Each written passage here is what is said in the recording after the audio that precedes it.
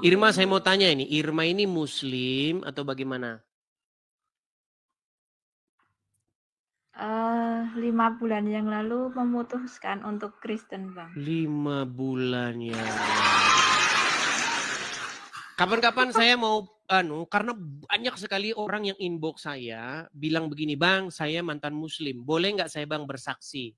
Kapan-kapan nanti kita buka forum ya untuk yang mantan-mantan Muslim atau ex-Muslim yang sudah convert ke Kristen. Tapi begini, saya nggak mau seperti channel-channel yang lain. Dulu pernah ada channel namanya Yusuf Manubulu. Nah, dia menyaksikan kesaksian-kesaksian orang yang masuk Kristen. Tetapi beberapa saya tonton, saya meragukan. Dan saya nggak mau channel saya jadi channel seperti itu. Saya mau konfirmasi dulu. Kalau Anda bohong-bohong, Anda saya buang. Makanya saya mau tanya, beneran Anda mantan Muslim? Bener, Bang. KTP masih Muslim. Bahkan sekarang di KTP masih Muslim? 5 bulan lalu. Ya, di KTP masih Muslim. Oke, tapi apa yang meyakinkan 27.000 sudah... orang ini yang nonton di TikTok ini bahwa Anda betul-betul tadinya seorang Muslim? Coba. Masa mau tunjukkan KTP, Bang? Jangan KTP, maksudnya apa kira-kira yang buat kami yakin bahwa Anda mantan Muslim? Kalau Muslim biasanya tes bacaan Quran, mau nggak? Coba tes bacaan boleh, Quran. Tapi... Surat apalah, terserah. Silakan. Surat apa ya? Silakan. Bingung, Bang. Nggak apa-apa, apa aja yang masih Anda ingat. Tentu Anda ingat lah, sudah lama jadi orang Muslim kok. Coba. Yang mudah aja, Bang. Al-Fatihah aja ya, Bang. Silakan. A'udzubillahi minasyaitonirrajim. Bismillahirrahmanirrahim. Alhamdulillahirabbil alamin arrahmanirrahim maliki yaumiddin iyyaka na'budu wa iyyaka nasta'in ihdinas siratal mustaqim siratal ladzina an'amta 'alaihim ghairil maghdubi 'alaihim waladdallin. Oke, berarti sah nih Muslim. Ya, kalau Muslim kan biasanya tes bacaan Qur'annya. Ya, Muslim itu diukur dari bacaan Qur'annya, seberapa ngarap dia. Itu. Sah ya? Sah. Oke. Coba Mbak Irma, apa kira-kira yang bikin Mbak Irma meninggalkan agama Islam, Mbak Irma? Panjang sih Bang ceritanya, tapi intinya gimana? Saya di antara ibaratnya teman-teman saya yang lain, saya ibadah paling rajin. Saya sholat tahajud. Sholat tahajud. Ya. Sholat tahajud hampir berturut-turut lah Bang, berturut-turut. Malam saya sholat tahajud. Pagi saya memutuskan untuk Kristen. Waduh. Kok bisa?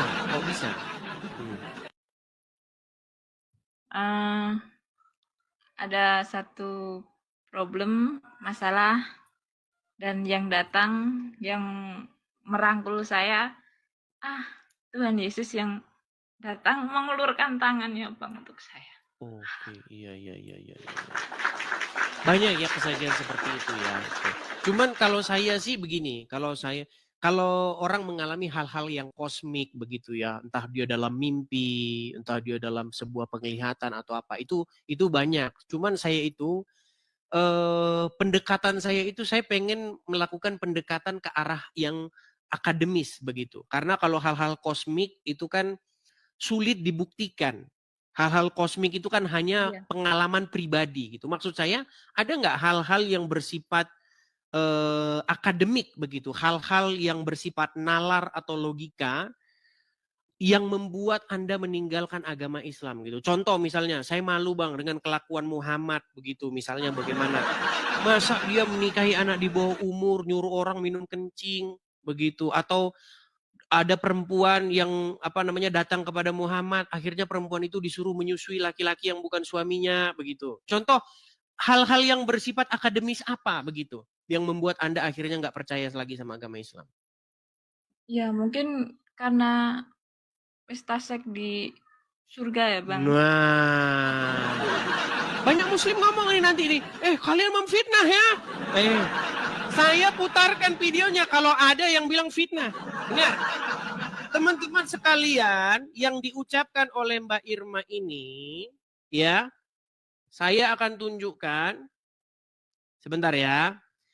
Ini ada perkataan dari Ustadz Syam, ya, Ustadz Syam di acara Metro TV. Nih, saya putarkan bagi muslim-muslim. Bentar.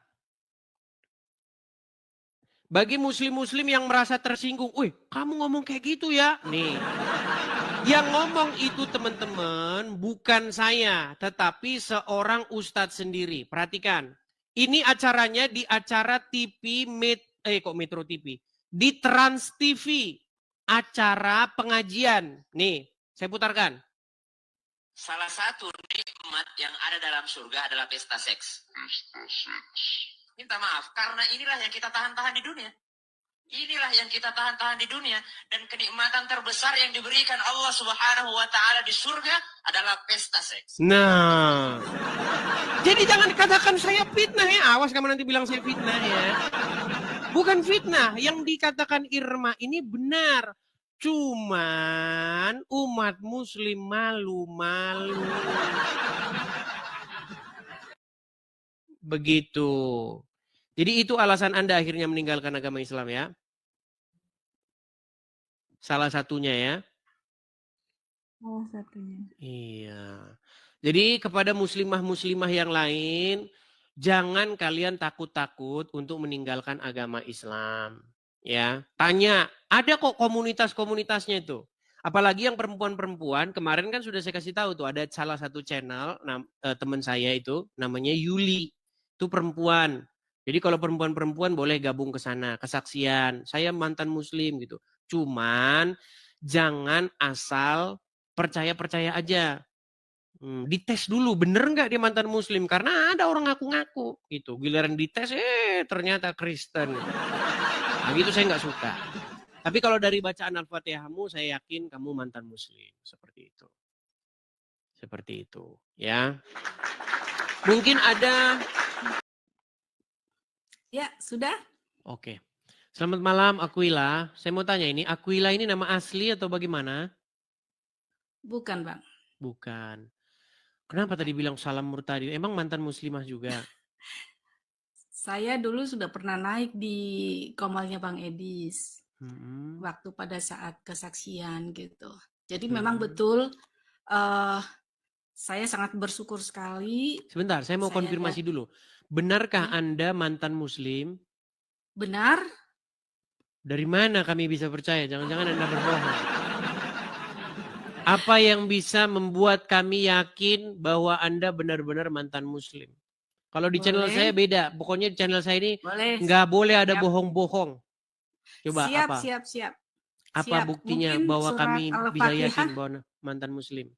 Coba surat lain, masa Al-Fatihah doang. Coba yang lain. Coba. Al-Ikhlas. Silakan. Ya. A'udzubillahi minasyaitonirrajim. Bismillahirrahmanirrahim. Qul huwallahu ahad, Allahu samad, lam yalid walam yulad walam yakul lahu kufuwan ahad. Oke, walaupun bacaannya masih sedikit salah, tapi ya, nggak apa-apa. Karena udah berapa lama keluar dari Islam, Kak? Sudah lama sekali. Sudah lama, mungkin udah sekitar 30 tahun sih kalau saya. 30 tahun, berarti udah lama banget. Tapi dulu benar-benar mengalami pergumulan yang sangat luar biasa, bahkan mengalami ancaman pembunuhan, Bang Edis. Tapi saya tidak berhenti di situ saja. Selain dari pengalaman secara spiritual yang tadi Bang Edi sampaikan, di samping itu juga saya sangat berterima kasih karena memang ketika saya mempelajari bahwa di dalam kekristenan itu bukan hanya sekedar kita iman saja gitu, tidak. Tapi memang betul-betul di dalam kekristenan itu benar-benar agama yang bisa dibuktikan secara historis, secara sains, ya bahkan secara arkeologi itu juga benar-benar terbukti semua. Boleh Bang Edi saya izin salah satu contoh untuk bahwa Alkitab itu memang betul-betul dibuktikan secara sains ya. Boleh, tapi itu begini, Kak, kapan-kapan gini. Kita tidak kekurangan bukti dan orang-orang Kristen juga sudah pada tahu ya bagaimana Bible kita cocokkan Betul, dengan Bang Edis. peristiwa-peristiwa sejarah begitu ya. Bukti-bukti arkeologis, raja-raja di dalam Bible itu pernah ada atau Iya, tidak. betul. Sosok Daud itu pernah ada atau Sangat tidak. akurat. Bukti-buktinya Temple of Jerusalem Iya. itu pernah ada atau tidak. Bagaimana Nebukadnezar juga pernah bumi hanguskan the temple itu juga pernah ada. Jadi Bible itu benar-benar peristiwa yang terjadi seperti itu. Jadi kita nggak membahas dongeng-dongeng seperti itu. Bagaimana tokoh Yesus itu adalah sosok sejarah, ya kan? Lahir di sini di Bethlehem, kota Bethlehemnya ada. Di zaman pemerintahan siapa ada, Pontius Pilatus itu ada. Jadi berbicara Kristen, itu kita berbicara tentang sejarah, teman-teman. Sementara kalau kita bicara Islam, dari dulu saya sudah memberikan tantangan kepada orang Islam. Muhammad ketika lahir, dia lahir pada masa pemerintahan siapa? Sampai sekarang orang Islam masih sakit kepala mikirin itu. Iya. Makanya sosok Muhammad itu diduga kuat adalah sosok fiksi atau sosok hayalan. Begitu. Makanya umat muslim tidak bisa memberikan keterangan Muhammad tuh hidup pada masa pemerintahan siapa. Seperti ketika, kalau kita tanya, misalnya, Malin Kundang itu hidup di mana? Oke lah dijawab di Sumatera Barat.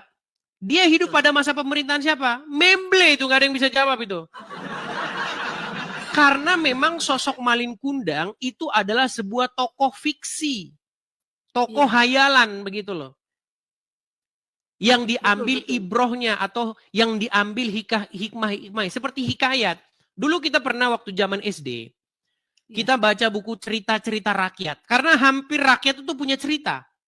Legenda Danau Toba, begini. Ada seseorang bernama ini, punya mancing ikan. Terus ikannya lepas, terus jadilah Danau Toba. Yang percaya cuman orang-orang yang tidak punya otak. Kan gitu. Makanya, kalau ditanya, itu coba itu, orang yang mancing nangkap ikan itu hidup di masa pemerintahan siapa itu? Memble dia pasti nggak bisa jawab. Karena kalau kita bicara sejarah Sumatera Utara contohnya di Kabupaten Tapanuli yang sekarang masuk Sumatera Utara yang bagian Tapanuli ya, provinsi di bagian yang agak, bukan masuk Medan Melayu ya. Itu masuk dalam kerajaan atau dinasti yang namanya Bakara. Itu ada pemerintahannya, itu ada raja-rajanya, nama-namanya siapa ada. Betul. Gitu loh. Jadi setiap wilayah, di setiap jengkal pemerintahan, di setiap jengkal bumi ini, itu ada pemerintahannya. Kecuali di hutan belukar sana. Kalau itu nggak ada pemerintahannya di situ. Kalau kita belajar sejarah Indonesia, kerajaan tertua yang kita temukan di Indonesia ini, itu kerajaan Kutai Kartanegara, berdiri abad keempat, tahun 400, artinya 1600 tahun yang lalu. Itu raja-rajanya ada itu. Ya. Ada prasasti-prasastinya, peninggalan-peninggalannya, ya kan? Iya, betul. Kita bisa melihat. Nah, pertanyaannya, di Indonesia saja tahun 400 Masehi sudah ada pemerintahannya, sudah ada rajanya namanya Mulawarman, Raja Kutai Kartanegara. Nah, Muhammad waktu dia lahir abad ke-7 lebih tua Mulawarman daripada Muhammad. Siapa raja yang memerintah di situ? Orang Islam nggak tahu itu, makanya tokoh Muhammad itu dipertanyakan. Betul. Kesejarahannya itu dipertanyakan. Apakah itu sosok fiktif? Gitu loh. Seperti itu. Makanya teman-teman Muslim, ayo kita bicara hal-hal yang akademis. Kita jangan bicara hal-hal yang dogmatis. Nanti debat kusir kita.